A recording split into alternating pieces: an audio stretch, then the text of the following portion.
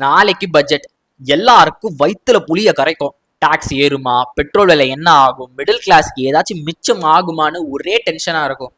ஆனா பட்ஜெட்டுக்கு முன்னாடி எக்கனாமிக் சர்வேன்னு ஒன்று வந்திருக்கு. அதை பத்தி யாருமே பெருசா பேசல. உண்மை என்ன தெரியுமா? பட்ஜெட் நல்லதா இல்லையான்னு தெரியறதுக்கு முன்னாடி இந்த எக்கனாமிக் சர்வேவை புரிஞ்சுக்கணும். ரொம்ப சிம்பிளா சொல்றேன்.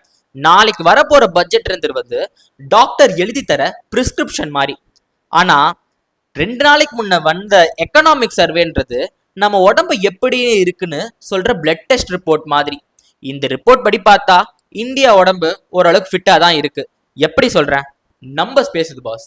உலகமே பிசினஸ் இல்லாம ரெசஷன் பயந்துட்டு இருக்கும்போது இந்தியா மட்டும் 7.4% growthோட ஜெட் ஸ்பீட்ல போயிட்டு இருக்கு.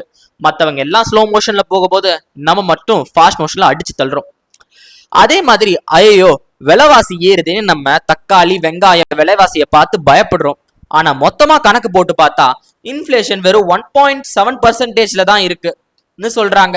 ஸோ பிபி இன்ஃபிளேஷன் கண்ட்ரோல் ஓரளவுக்கு கண்ட்ரோல்ல தான் இருக்கு. இப்போ இது மட்டும் இல்ல, நம்ம பாக்கெட்லயும் குபீர்னு காசு இருக்கு. இந்தியா கிட்ட $701 பில்லியன் சேவிங்ஸ் ஃபாரெக்ஸ்ல இருக்கு. அடுத்த 11 மாசத்துக்கு நம்ம எந்த வெளிநாட்டு பொருள் வாங்கினாலும் யாருக்கிட்டையும் கையேந்த தேவையில்லை. பேங்கோட நிலவரம் ஃபர்ஸ்ட் கிளாஸ் ஆகிருச்சு.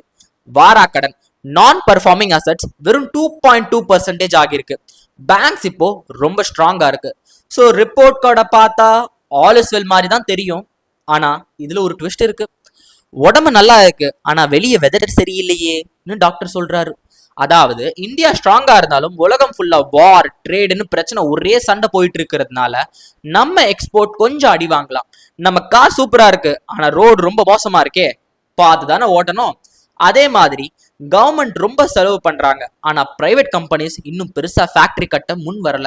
அவங்க இன்னும் கொஞ்சம் வெயிட் அண்ட் வாட்ச் மோட்லயே இருக்காங்க. இது மாறினாதான் நிறைய புது வேலை வாய்ப்பு கிடைக்கும். ஸோ மேட்டர் ரொம்ப சிம்பிள்.